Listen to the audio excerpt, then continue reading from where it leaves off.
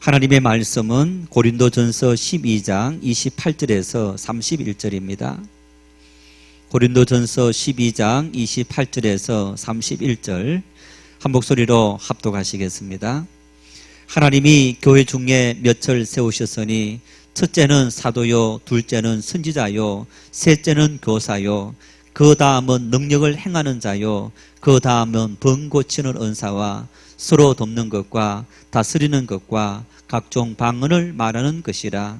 다 사도이겠느냐, 다 선지자이겠느냐, 다 교사이겠느냐, 다 능력을 행하는 자이겠느냐, 다 병 고치는 은사를 가진 자이겠느냐, 다 방언을 말하는 자이겠느냐, 다 통역하는 자이겠느냐. 너희는 더욱 큰 은사를 사모하라. 내가 또한 가장 좋은 길을 너희에게 보이리라. 아멘. 그저께 대통령 취임 100일 기자회견을 하는 것을 아마 보았을 겁니다. 100일이 지났는데 아직까지 정부의 모든 공직자가 임명되지 못했습니다. 대통령이 100일 동안에 게을렀기 때문에 공직자가 임명되지 못한 것이 아닙니다. 미국 대통령이 취임하면 대통령이 임명하는 공직자가 한 8,000명 정도 된다고 합니다. 우리나라는 몇 명인지 아세요? 우리나라 대통령이 임명하는 공직자가 7,000명 정도 된다고 합니다. 또 이렇게 저렇게 연결되어서 임명하는 공직자를 합치면 2만 명에서 3만 명 정도 되는 엄청난 숫자다, 그렇게 말합니다. 청와대 근무하는 사람들부터 장차관 1, 2급 고위 공직자, 헌법기관에 또 경찰, 검찰, 군 뿐만 아니라 공공기관 또 준정부기관들 이런 것들을 친다면 어마어마한 숫자를 이렇게 교체하는, 임명하는 그런 권한이 대통령에게 주어진 것을 볼 수 있습니다. 왜 대통령에게 이런 엄청난 권한을 부여하는 겁니까? 우리 헌법에 대통령의 권한과 의무에 대해서 이렇게 말합니다. 국가의 원수로서 외국에 대해 국가를 대표하며 외교에 관한 권한을 가지며 행정부의 수반으로 정부의 조직권, 행정부 주요 직책의 임명권, 국무회의의 의장으로 행정부를 통할하는 권한과 국군의 통수권을 가진다. 우리나라처럼 이제 제왕적 대통령 제도하다, 그렇게 말하지 않습니까? 그러니까 모든 권한이 사실은 상권 분립이 되어 있다고 하지만은 거의 모든 권한은 대통령에게 집중되어져 있는 그런 모습을 우리가 볼 수 있습니다. 왜 이렇게 대통령에게 엄청난 권한을 주는 겁니까? 대통령에게 권한을 주는 이유는 대통령에게 주어진 의무가 또한 그만큼 크기 때문입니다. 의무에 대해서 이렇게 말합니다. 국가의 독립, 영토의 보존, 국가의 계속성과 헌법을 수호할 책임을 지며 평화적 통일을 위해 노력할 의무가 있다.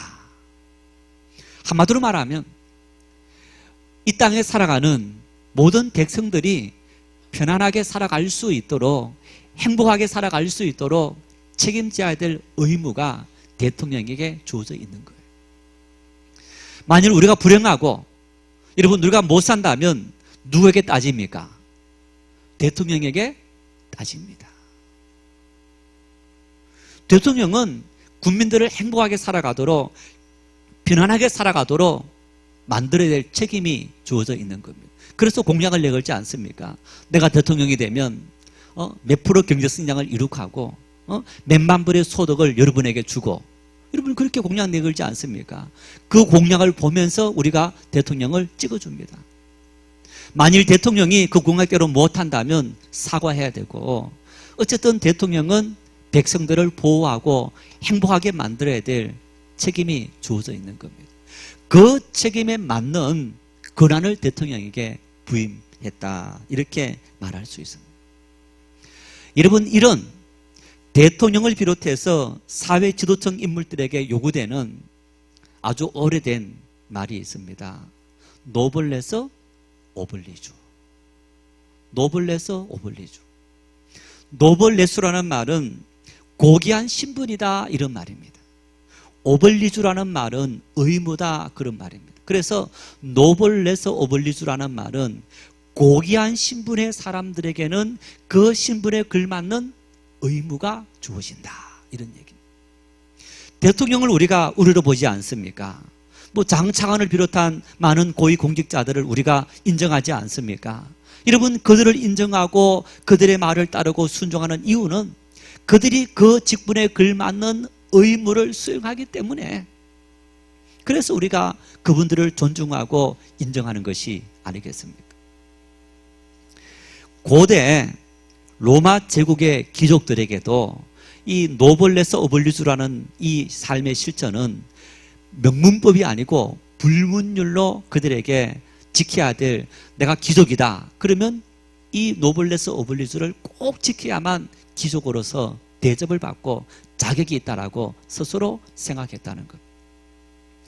여러분, 우리가 종종 미국이나 아니면 이 미국 같은 나라들이 모병제 아닙니까? 그런 나라들의 대통령 후보들이 내가 이제 어느 어디 군에서 뭐 장교 생활을 했다 이런 모습을 볼 수 있는데, 그 모습들이 바로 노블레스 오블리주를 실천한 그들의 삶의 모습인 겁니다. 내가 이 나라 살아가고 있으면서 이 나라 국민으로서 의무를 실천한다 해서 입대한 겁니다. 영국의 왕실에 남자들이 대다수가 입대하는 것을 보지 않습니까? 뭡니까? 노블레스 오블리주를 실천하는 그들의 삶의 모습인 겁니다. 이미 과거 로마 제국의 귀족들은 전쟁이 나면 당연히 참전하는 일들을 어떤 그들의 고귀한 신분에 걸맞는 의무다 그런 생각을 가졌다는 겁니다. 군 문제뿐만 아닙니다. 여러분, 과거 로마 시대의 이 귀족들은 병원을 세우는 일이라든가 학교를 세우는 그런 일에 내 재물을 기부하는 것을 그들의 당연한 의무로 생각했다는 겁니다. 내가 이 정도 사회 위치를 가지고 있다면 당연히 나는 이런 행동을 해야 된다 그런 생각을 가지고 병원을 짓고 학교를 건립하고 또 오래된 병원을 리모델링하는 일에 기부하고, 뿐만 아니라 이렇게 나라를 지키는 군사적인 장비를 위해서도 군비를 위해서 또 돈을 기부하는 그런 모습을 볼 수 있습니다.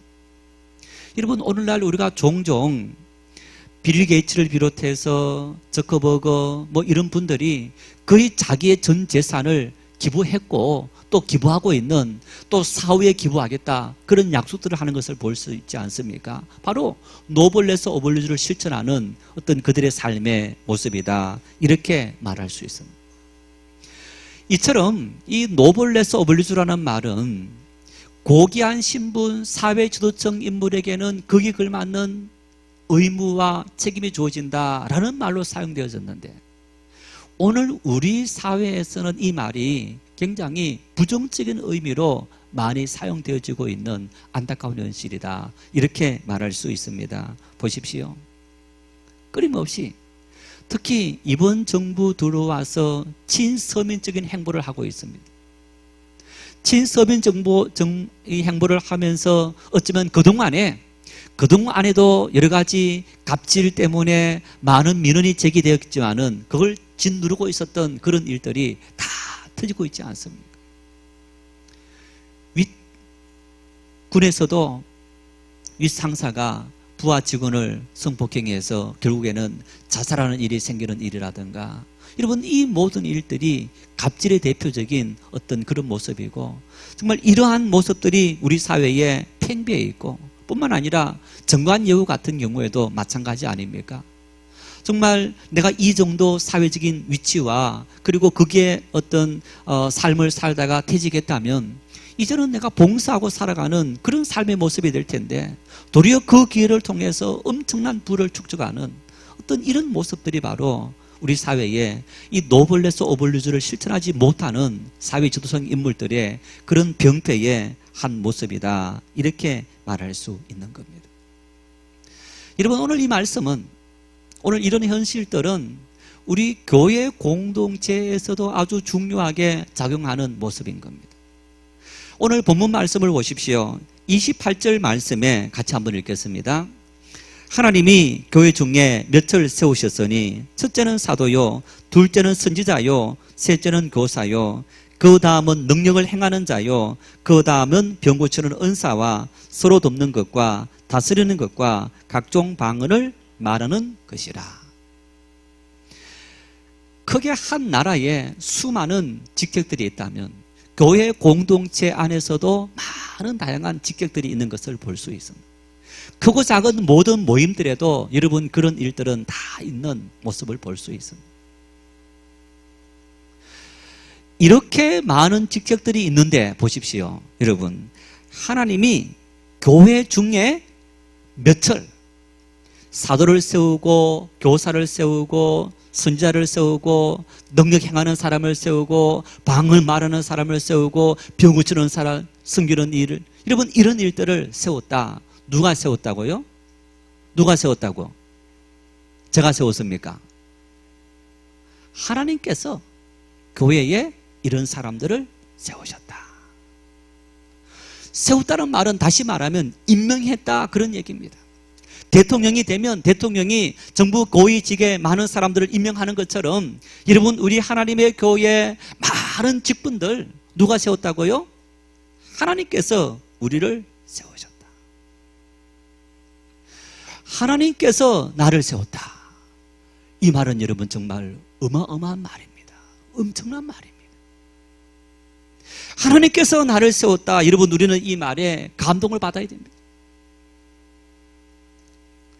창세기 1장 27절 28절 말씀을 같이 읽겠습니다. 하나님이 자기 형상 곧 하나님의 형상대로 사람을 창조하시되 남자와 여자를 창조하시고 하나님이 그들에게 복을 주시며 하나님이 그들에게 이르시되 생육하고 번성하여 땅에 충만하라. 땅을 정복하라. 바다의 물고기와 하늘의 새와 땅에 움직이는 모든 생물을 다스리라 하시니라. 창세기 2장 15절입니다. 여호와 하나님이 그 사람을 이끌어 에덴 동산에 두어 그것을 경작하며 지키게 하시고.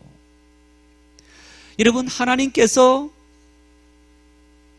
에덴 동산을 창설하시고 거기에 동식물들을 다 만들어 두시고 누굴 두셨다고요? 사람을 두셨다. 사람을 세우셨다. 관리하도록, 다스리도록. 결국에는 여러분 성경을 보면 성경은 하나님께서 끊임없이 하나님의 일꾼들, 하나님의 사람들을 세우는 역사다 해도 과언이 아닙니다. 우주 만물을 창조하시고 그리고 그곳에 하나님은 모든 우주 만물의 모든 것을 다 만드시고 마지막에 인간을 만드셔서 하나님은 인간을 그 땅을 관리하는 청지기로 세우셔서 임명해서 하나님의 모든 이 아름다운 동산들을 관리하는 다스리는 그런 사명을 맡겨주셨다. 성경을 보십시오. 여러분 성경은 하나님께서 하나님의 사람을 부르시고 세우신 역사다라고 말할 수 있습니다. 갈대아 우르에서 있던 아브라함을 하나님은 부르십니다. 그리고 그를 믿음의 조상으로 세우십니다. 광야에서 양을 치던 모세를 하나님께서 부르시고 그를 이스라엘 백성을 애굽 땅에서 출애굽시키고 가나안 땅으로 인도하는 지도자로 하나님께서 모세를 세우신 것을 볼 수 있습니다. 물고기를 잡고 사람들이 싫어하고 함께하길 원하지 않는 세리로 세간에 앉아있던 마태 세리를 비롯해서 예수님께서 예수님의 제자를 직접 찾아가셔서 그들을 부르시고 주님의 제자로 세우신 것을 볼 수 있습니다. 밭을 갈다가 하나님의 영이 그에게 임하자 선지자가 되어서 하나님 말씀을 예언하는 그런 선지자도 있는 것을 볼 수 있습니다. 하나님은 여러분 수많은 사람을 역사 속에서 세우셔서 하나님의 일들을 맡겨주셨는데 그 맡겨주신 인물들의 면면들을 보세요. 지난번에 아브라함에 대해서 이야기를 예화를 들면서 말씀을 드린 적이 있는데 여러분 아브라함이 처음 부름을 받았을 때 우리가 우러러 볼 만한 믿음이 있었다 했습니까? 없었다 했습니까? 없었어요. 아브라함의 아버지는 뭘 했느냐? 우상을 만드는 직업이었다고 합니다. 우상을 만드는 직업 갈대아 우르에 살고 있었는데 하나님을 알지 못하는 도성입니다. 그곳에 살고 있는 아브라함, 아버지가 우상을 만드는 일을 하고 있었다면 아브라함은 뭘 했을까요? 아브라함은 뭘 했을까요? 당연히 그 당시 아브라함은 아버지 일을 도와서 그 일을 하고 있지 않았겠습니까? 성경에는 뭘 했는지 나타나지 않습니다. 한번 하나님 나라 가서 물어보세요. 그때 뭐 했습니까? 갈대아 우르에서 아버지와 함께 생활하던 아브라함을 하나님께서 부르시고 가나안 땅으로 인도하시고 그를 내가 너를 믿음의 조상으로 세우리라 약속한 겁니다. 그리고 아브라함이 이제야 내가 나를 경외하는 줄 아노라. 하나님을 경외하는 믿음의 사람이 되었을 때 그를 바닷가의 모래알처럼 하늘의 별처럼 수많은 믿음의 사람들이 조상으로 아브라함을 세우신 거예요. 여러분, 모세가 하나님의 부름을 받았는데 언제 부름을 받았습니까? 모세는 80살에. 죄송합니다. 80 넘으신 분들 손 한번 들어보세요. 80 넘으신 분들. 네, 우리 여러분 계시는데 막 저하고 달리기 해서 이길 수 있는 분. 앉았다 일어나면 아이고 허리야. 어디 여행 가시더라도 우리 수양회 때 환성굴 올라갔는데 제가 이야기 듣기로 우리 이경순 권사님이 그걸 걸어서 올라갔다는 거예요. 와, 대단합니다. 8이 넘으셨습니다. 어쨌든 여러분 지금도 8이 넘었다면 마음대로 활동하기보다는 굉장히 몸을 조심하고 또 온몸에 이 머리부터 발끝까지 이런저런 수많은 병을 앓고 살아가고 있을 겁니다. 그렇지 않은 분도 조금 있지만 이미 3,000년, 4,000년 전 시대 인물 그 당시 80을 산다는 것은 거의 불가능한 일 중에 하나인 거예요. 그런데 인생이 이미 끝장날 것 같던 80이 되어서 모세는 하나님의 부름을 받은 거예요. 하나님께서 세우시는 것은 사람의 기준이 아니고 하나님의 기준을 따라서 하나님께서 세우시고 하나님의 일을 맡기시는 것을 볼 수 있는 거예요. 한번 물어볼까요? 자, 교회에 여러분 오시면 세례받고 1년 되면 서리집사로 임명할 수 있습니다. 25세가 넘으면 임명할 수 있는데 거의 대다수 믿음의 생활을 1년 이상 하신 분들은 서리집사님이다라고 말할 수 있습니다. 거의 이 자리에 계신 분 중에서 80% 이상이 집사님 이상, 권사님 또 장로님이실 텐데 목사님, 나는 하나님의 교회 서리집사인 것이 너무너무 자랑스럽습니다. 내가 어디 가서 친구를 만나고 친지를 만나고 아니면 내가 어떤 모임에 가면 나는 정인교회 서리집사입니다. 나는 아주 그것을 자랑스럽게 생각합니다. 손 한번 들어보세요. 나는 이 직분을 너무너무 자랑스럽게 생각합니다. 여러분의 자녀가 믿음의 생활하면서 목사님, 우리 자녀가 지방 어디에 생활하고 있는데 교회 서리집사가 되었습니다. 한 번, 두 번쯤 들어봤을까? 거의 들어본 적이 없습니다. 그런데 목사님, 우리 아들이 박사학위 받아서 교수가 되었습니다. 우리 아들이 어느 기업의 과장으로 승진했습니다. 너무너무 기뻐서 자랑하는 이야기는 목회하면서 아주 많이 들었습니다. 뭘 의미하는 겁니까? 여러분, 하나님의 교회에 내가 직분을 맡았다, 하나님께서 나에게 직분을 맡기셨다, 이 직분에 대해서 자랑스럽게 생각한다는 겁니까? 하지 않는다는 겁니까? 어쩌면 이 자리에 앉아 계신 여러분들, 여러분의 삶의 현장에서, 직장에서 나는 적인교회 집사입니다, 나는 권사입니다, 나는 장로입니다, 그 직분이 너무너무 자랑스럽고 영광이 되는 그런 직분으로 생각하고 있는가? 한 번은 한 15년이 넘었는데 요즘은 거의 대다수가 화장을 하지만은 한 15년, 20년 전에는 매장을 대다수 했습니다. 한 7, 80% 매장을 했는데 이제 장지에 갔습니다. 한 집사님의 선산이었는데 이제 보통 도착하면 이렇게 올라가서 이제 고르고 준비하는 시간들이 있지 않습니까? 이제 묘가 쭉 있는데 조상적 묘부터 쭉 있지 않습니까? 이제 상주인 집사님이 와서 목사님, 저 묘는 우리 조부 묘인데 초대 이승만 대통령 시절에 장관을 지냈습니다. 저 밑에 있는 저 묘는 우리 큰아버님 묘인데 저분은 사승 장군 출신입니다. 이제 그런 것들을 이 집사님이 아주 자랑스럽게 생각하면서, 여러분 그런 경우 어떻습니까? 자손 대대로 우리 가문의 영광이다, 그렇게 생각합니다. 내가 하나님의 교회에 부름받은 집사이다, 나는 권사이다, 나는 장로이다. 여러분 이것을 우리 자손 대대의 우리 가문의 영광이다 생각하십니까? 하지 않습니까? 저는 그런 장로님을 봤어요. 원로 장로님이셨는데 아들만 셋이 있었습니다. 하나들은 일본에 살았고, 하나들은 지방에 살았고, 하나들은 인천에 살고 있었습니다. 장로님이 늘 마음에 고민이 되었는데, 내가 하나님의 교회에 충성스러운 장로였는데 하나님께서 나에게 이 직분을 잘 감당해서 하나님께서 복을 주실 텐데 이 복을 우리 자손들이 한 명도 받지 못하니까 목사님 가슴이 너무나 아픕니다 하더니, 큰 아들이 이제 자식들이 있고 하니까 가까운 교회에 출석하고 그곳에서 뿌리를 내린 겁니다. 그런데 그 아들, 며느리하고 손주들은 두고 그 아들을 본교회로 데려온 거예요. 너만은 와서 아버지들을 이어라. 하나님은 이 거룩한 직분을 감당한 나의 삶에 복을 주실 텐데 너가 먼저 복을 받아야 되지 않겠느냐. 너무너무 자랑스럽게, 그걸 영광스럽게, 그리고 하나님께서 그 직분을 감당한 나의 인생에 하나님은 은혜를 주시고 내 후손들에게 복을 주신다. 여러분 그것을 너무너무 당연하게 생각을 하는 것을 보아서,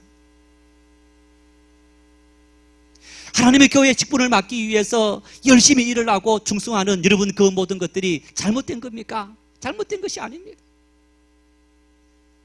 영광스러운 일이고 하나님 앞에 우리가 사모해야 될 그런 일이다. 여러분 세상의 어떤 직분들보다도 우리가 더 사모하고 그리고 자랑스럽게 생각하는 그런 직분이라 생각할 수 있기를 바랍니다. 왜 우리가 하나님의 교회 직분을 영광스럽고 자랑스럽게 그리고 자자손손 이것을 정말 우리가 가문의 영광이다 여기며 살아가야 하는 겁니까? 시편 95편 2절 3절 말씀을 같이 읽겠습니다. 우리가 감사함으로 그 앞에 나아가며 시를 지어 즐거이 그를 노래하자. 여호와는 크신 하나님이시며 모든 신들보다 크신 왕이시기 때문이로다. 출애굽기 15장 11절입니다. 여호와여, 신중에 주와 같은 자가 누구니이까? 주와 같이 거룩함으로 영광스러우며 찬송할 만한 위엄이 있으며 기이한 일을 행하는 자가 누구니이까? 할렐루야. 여러분 이 말씀이 얼마나 엄청난 말씀인지 깨달을 수 있기를 바랍니다. 귀 있는 자는 들을지어다. 이 말씀을 보십시오. 여러분 시인과 그리고 모세는 노래합니다. 감사함으로 하나님께 나아가고 시를 지어 즐거운 마음으로 하나님께 노래하자 했는데 어떤 하나님? 여호와는 크신 하나님이시고 모든 신들보다 크신 왕이시기 때문이다. 이 세상에 수많은 신들이 있다라고 사람들이 믿고 있고 그리고 자기들을 위해서 신들을 만들고 있습니다. 이 땅에 수많은 왕들이 세워져서 이 나라를 통치하고 저 나라를 통치하는 많은 권력자들이 있는 것을 볼 수 있습니다. 여러분 모세가 노래하고 이 시인이 노래하기를 하나님은 이 땅에 어떤 왕들이 비교할 수 없는 모든 신들 중에 신이시고 왕들 중에 왕이시다. 한마디로 말하면 하나님보다 더 높으신 분이 없다는 얘기입니다.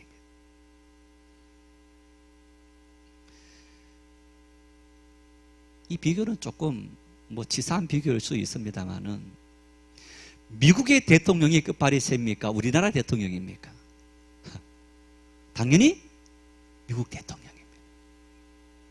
영향력이 더 엄청나기 때문에 땅도 훨씬 크고 그리고 GDP도 훨씬 많기 때문에 우리나라 대통령도 대단하지만은 미국 대통령의 한마디 한마디가 전 세계의 모든 것을 이렇게 왔다 갔다 하게 만들 정도의 그런 엄청난 폭발력을 가지고 있는 거예요. 우리가 믿는 하나님, 우리를 부르신 그 하나님은 여러분 세계 초인류 강대국이라는 그 미국의 대통령하고 비교할 수 없는 하나님이신 줄 믿으시기를 바랍니다. 그 하나님이 나를 부르셨고 그 하나님이 우리를 하나님의 교회에 직분을 맡기시고 사명을 맡겨주셨다. 오늘 이 말씀 속에 말씀합니다. 여러분, 모세가 이 출애굽기 15장 이 말씀을 고백한 것은 뒤에는 애굽의 바로 군사가 쫓아옵니다. 앞에는 홍해바다가 가로막혀 있습니다. 사면 초과의 상황이 되었습니다. 백성들이 원망합니다. 애굽 땅에 우리를 매장할 장소가 없어서 이 광야에서 우리를 죽게 하려느냐, 막 모세에게 와서 따집니다. 하나님이 어떻게 할까요? 너 지팡이를 들고 저 홍해바다에 대라. 여러분, 지팡이를 홍해바다 대는 순간 어떤 일이 일어났습니까? 홍해바닷물이 갈라지게 된 거예요. 미국 대통령이, 우리나라 대통령이 여러분 홍해바다를 가릴 수 있습니까? 이 자연의 모든 것을 바꿀 수 있습니까? 자연의 모든 원리를 자기 마음대로 만들 수 있습니까? 아닙니다. 전능하신 우리 하나님은 이 우주 만물을 창조하신 창조주이시기 때문에 이 모든 만물을 하나님의 뜻을 따라서 마음대로 바꿀 수 있는 그런 전능하신 하나님이신 것을 믿을 수 있기를 바랍니다. 모세는 노래합니다. 우리는 바로 그런 하나님의 백성이고 우리는 그런 하나님으로부터 이 모든 직분을 가진 존재이다. 하나님의 교회, 여러분, 나는 그런 직분을 받은 사실들을 너무너무 영광으로 당연하게 여길 수 있기를 바랍니다. 만일 여러분 다른 직분자들을 내가 무시하면 누굴 무시하는 겁니까? 누구 무시하는 겁니까? 예, 하나님 무시하는 겁니다. 나 스스로가 내가 받은 직분을 무시하면 누구 무시하는 겁니까? 하나님 무시하는 겁니다. 왜? 하나님께서 우리를 임명하셨기 때문에. 그 무서운 줄 알아야 됩니다. 하나님께서 세우셨다. 하나님께서 세우셨기 때문에 여러분, 우리는 하나님을 인정한다면 하나님 세우신 주의 일꾼들을 인정해야 돼요. 한 어린아이부터 모든 성도들 우리가 인정하고 존중해야 된다는 것은 하나님께서 그들을 부르셨고 하나님께서 그들을 세우셨기 때문인 겁니다. 목회자를 존중해라, 장로님을 존중해라, 그 의미가 아니라 목회자를, 장로를, 권사를, 집사를, 그리고 교사를, 여러분 어떤 사람이든지 하나님의 교회에 세운 모든 사람들은 하나님께서 우리를 부르시고 세우셨다. 그래서 하나님을 경외하는 마음으로 그분들을 인정하고 존중하고 사랑하고 섬길 수 있는 그 믿음의 모습이 오늘 우리에게 필요한 거예요. 우리 사회, 여러분 기업들이, 특히 재벌들이 2세, 3세의 기업을 물려주면서 세금을 탄로한다든가 증여세를 탄로한다든가 그런 것들을 합법적으로 만들기 위해서 여러 가지 편법들을 많이 쓰는 것을 보면서 참 많은 서민들의 가슴을 아프게 만드는 것을 볼 수 있는데, 안타깝게도 오늘 우리 한국교회, 대형교회들이 이 세습의 문제에서 자유롭지 못한 것을 볼 수 있습니다. 내 자녀들에게, 내 자식에게 이 교회를 물려준다. 여러분 누구 교회입니까? 하나님의 교회인 거예요. 내 교회가 아닙니다. 마치 내 교회인 것처럼 이 교회는 내 자식에게 꼭 물려줘야만 교회가 유지된다. 아닙니다. 하나님께서 교회 주인이 되시고 하나님께서 통치하시고 하나님께서 다스리고 계신 겁니다. 우리가 그런 마음을 품지 못한다면 정말 이것은 내 손에, 그리고 내가 꼭 이렇게 해서 물려줘야만 이 교회가 안정된다. 그건 하나님의 교회가 아니고 내 교회인 거예요. 하나님께서 세우신 것이 아니고 내가 세웠다라고 착각하는 여러분 그런 제약 중에 한 가지인 겁니다. 우리는 어떤 직분이든지 감사하고 그리고 하나님께서 나를 세우셨다 그렇게 믿을 수 있어야 하는 겁니다. 예수님께서 성천하시면서 제자들에게 예루살렘을 떠나지 말고 내가 보낼 보혜사를 기다리라 그랬습니다. 예수님의 제자들은 누가 불렀습니까? 예수님께서 불렀습니다. 어부 베드로를 부르시고 그 형제를 부르시고 또 마태, 세리를 부르시고 이런저런 인물들을 예수님께서 직접 가서 불렀습니다. 3년 동안 예수님께서 제자들과 함께 공생의 사역을 하면서 24시간을 하루도 빠짐없이 1시간도 빠짐없이 제자들과 함께 생활했습니다. 제자들의 어떤 위험한 일이라든가 힘든 일 닥치면 누가 다 처리했습니까? 제자들이 했습니까? 예수님께서 했습니까? 예수님께서 하신 것. 배를 타고 갈릴리 호수를 지나가는 중에 풍랑이 일어서 배가 뒤집혀지게 될 상황에 빠졌습니다. 제자들이 바다에 잔뼈가 굵은 인물들입니다. 그 배를 무트로 대려고 했지만 어찌할 수 없었습니다. 주님을 찾아왔습니다. 주무시는 주님을 깨우시고 주님 우리가 죽게 되었습니다. 어리석은 자들이여 왜 두려워하느냐? 너희와 함께 있는 자가 누굴 줄 알았다면 너희가 이렇게 나를 깨우지 않았을 거다. 그리고 말씀합니다. 고요하라 잠잠하라. 예수님은 3년 동안 공생의 사역을 하시면서 죽은 사람을 살리고 수많은 병자들을 고치고 많은 이적을 행했습니다. 제자들은 예수님을 따라다니면서 그저 따라다니기만 하면 되었습니다. 모든 문제는 예수님께서 다 해결해 주시고 뿐만 아니라 예수님을 대적하는 서기관 바리새인들이 예수님을 공격합니다. 제자들이 나서서 아무도 예수님을 변호하지 않았습니다. 예수님께서 다 변호하시고 결국 십자가 지셨습니다마는 그 모든 일을 예수님께서 친히 하신 겁니다. 예수님께서 부활하시고 성천하시기 전에 제자들에게 예루살렘을 떠나기 전에 너희가 꼭 내가 보낼 보혜사를 기다리라. 무슨 말입니까? 3년 동안 너희와 함께 하면서 내가 너희들의 모든 문제를 해결해 줬는데 이제는 나 대신 성령이 와서 너희에게 모든 문제를 해결해 주리라. 성령이 너희와 함께 하시면서 너희가 성령을 나와 똑같이 인정하고 나와 똑같이 순종하고 따르게 되면 그 성령이 너희와 함께 하면서 너희의 모든 문제를 내가 해결해 준 것처럼 똑같이 너희들에게 해결해 주리라. 제자들이 어떻게 했습니까? 예수님 말씀을 따라서 순종하고 마가다락방에서 간절한 마음으로 기도하자 성령이 임하고 여러분 그때부터는 제자들의 삶을 통해서 예수님 하셨던 능력들이 나타나게 됩니다. 그 이전에도 간혹했지만은 그 이전에는 예수님께서 다 하셨는데 이제부터는 성령이 임하자 제자들에게 그런 능력들이 나타나게 된 것을 우리가 볼 수 있습니다. 이 말씀은 오늘 우리에게 아주 중요한 사실들을 이야기하고 있습니다. 예루살렘을 떠난다는 얘기는 무슨 얘기입니까? 삶의 현장으로 떠난다는 얘기입니다. 삶의 현장으로 떠나기 전에 너희가 나와 함께 가라. 나와 함께 가자는 겁니다. 내가 너희와 함께 가리라. 이제 내가 몸으로 너희와 함께 있지 못하는데 영으로 너희와 함께 하겠다. 그래서 내가 너희를 위해서 보혜사 성령을 보내주겠다. 여러분 이 말씀을 오늘 우리에게 적용하면 그런 얘기입니다. 하나님 우리를 부르시고 직분을 맡겨주셨다. 맡겨주신 그 직분을 위해서 내가 이것을 귀하게 여기고 존귀하게 여기고 정말 감사한 마음으로 이 모든 사명을 감당할 때 누가 나에게 힘이 된다고요? 주의 성령이 나의 힘이 되시고 나의 능력이 되시고 나의 은혜가 되시는 줄 믿으시기를 바랍니다. 다시 말하면 나에게 주신 이 소명을 귀하게 여기고 직분을 귀하게 여기고 이 사명을 위해서 내가 일하고 헌신하고 충성할 때 여러분 그 모든 사명을 감당할 때 하나님께서 우리에게 능력이 되시고 힘이 되셔서 우리의 모든 삶을 다 이끌어 주시는 하나님이시다라고 말씀을 하고 있는 겁니다. 요즘은 샘물들을 잘 못 봅니다만은 옛날에는 산속에서 간혹 샘이 나오는 것을 볼 수 있습니다. 여러분 샘이 이렇게 노는 그 샘을 발견했습니다. 이 샘물은 정말 너무너무 맛있는 물이기 때문에 나 혼자 마셔야지. 그러면서 그 물을 이제 아끼면서 가만두면 어떻게 됩니까? 그 샘물이 썩어요. 먼지도 안고 낙엽도 안고 뭐 이렇게 해서 썩습니다.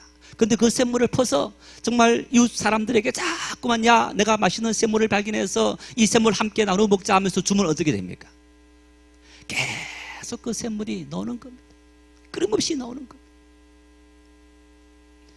오늘 바울 사도는 말합니다. 하나님께서 우리를 하나님의 교회에 사도로 선지자로 교사로 능력 행하는 자로 병 고치는 자로 방언을 말하는 자로 통역하는 사람으로 이런 여러 가지 직분에 세우셨다. 여러분 이 모든 직분들이 무엇을 위한 직분이냐? 자, 사도는 하나님 말씀을 전하는, 선포하는 일을 합니다. 선지자 하나님의 말씀을 예언을 대언하는 사람이 선지자입니다. 교사 하나님 말씀을 제대로 가르쳐서 믿음을 세우는 일을 하는 사람입니다. 능력 행하고 병 고치고, 여러분 이 모든 일들이 성도를 섬기는 일인 겁니다. 결국에는 하나님의 교회에 주어진 모든 직분들은 성도와 연약한 사람들을 섬기고 배려하고 보살피는 그 사명을 우리에게 맡겨주셨다. 그 배려하는 사명, 섬김의 사명, 그 사명을 맡겨주셨는데, 우리가 이 모든 사명을 감당하면 누가 우리의 능력이 된다고요? 하나님의 성령이 우리의 능력이 되시고 힘이 되셔서 우리의 모든 필요와 우리의 모든 삶을 주의 평안으로 인도하시리라. 이게 오늘 말씀의 진리인 겁니다. 섬기도록 하기 위해서 하나님의 이름으로 세상을 섬기고 가족을 섬기고 그리고 사랑하는 이웃들을 섬기는 그 섬김의 사명, 믿음의 성도들을 우리가 섬기는 그 사명을 위해서 하나님은 우리를 세우셨고, 우리가 그 사명을 직분을 자랑스럽게 생각하고 주를 위해 헌신하고 일하면 주님께서 우리의 모든 삶에 은혜를 주시는 하나님이시다. 한마디로 말하면 노블레스 오블리주를 실천하라는 얘기입니다. 나는 고귀한 직분을 받은 존재이다. 세상에 어떤 직분하고 비교할 수 없는, 세상에서 가장 값진 고귀한 직분을 받은, 나는 하나님의 교회의 집사이고 권사이고 장로이다. 여러분, 우리가 이 직분을 고귀하게 생각하고 그 직분에 걸맞는 섬김의 의무를 감당할 때 하나님은 우리의 모든 삶에 풍성한 은혜를 주시고 우리의 모든 인생 가운데 하나님께서 풍성한 축복을 내리시리라. 보십시오.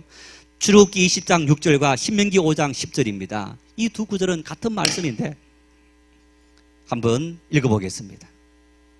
나를 사랑하고 내 계명을 지키는 자에게는 천대까지 은혜를 베푸느니라. 할렐루야. 나를 사랑하고 내 계명을 지키는 자에게는 언제까지요? 자손 대대로 복을 내리고 은혜를 주시리라. 누구 말입니까? 하나님의 말씀입니다. 하나님께서 하나님 말씀을 사랑하고 하나님을 사랑하고 하나님 말씀을 행하는 대로 살아가는 사람에게 나에게만 은혜를 주시는 것이 아니고 자손 천대 이르기까지 하나님은 은혜를 주시리라. 죄악을 멀리하고 불순종을 멀리하고 하나님 말씀 그대로 지키며 나에게 맡기신 직분을 감당할 때, 성김의 모든 사명을 감당할 때 하나님은 우리에게 능력이 되시고 힘이 되시고 은혜가 되시고 축복이 되신다. 그 약속이 여러분 성경에 나타나는 말씀인 것을 볼 수 있습니다. 내가 주를 위해서 움직이면, 내가 주를 위해서 일하면, 내가 하나님을 경외해서 행동하면 하나님은 우리에게 힘이 되시고 능력이 되셔서 나를 통해 하나님의 능력이 나타나도록, 그래서 말씀합니다. 예수님께서 너희는 세상에 빛이요 소금이라고. 빛이 어떤 일을 합니까? 세상을 밝힙니다. 어둠을 밝힙니다. 길을 제시합니다. 생활을 편하게 만들어도 합니다. 소금은 모든 썩음을, 죄를 방비하고 그리고 죄를 없이 하는 사명을 감당하는 일들입니다. 여러분, 하나님께서 그 모든 사명을 감당하도록 우리에게 힘을 주시고 능력을 주신다. 내 힘으로 하는 것이 아니라 우리 모두 그런 사명을 부여받은 하나님의 교회의 직분자들인 것을 자랑스럽게 생각하고, 여러분 그 직분에 걸맞는 노블레스 오블리주를 실천할 때 하나님은 우리를 통해 영광 받으시고 우리에게 자손 대대로 은혜를 주시는 그 하나님, 그 하나님을 향해서 열심히 달려가는 그런 믿음의 사람들이 될 수 있기를 축원합니다.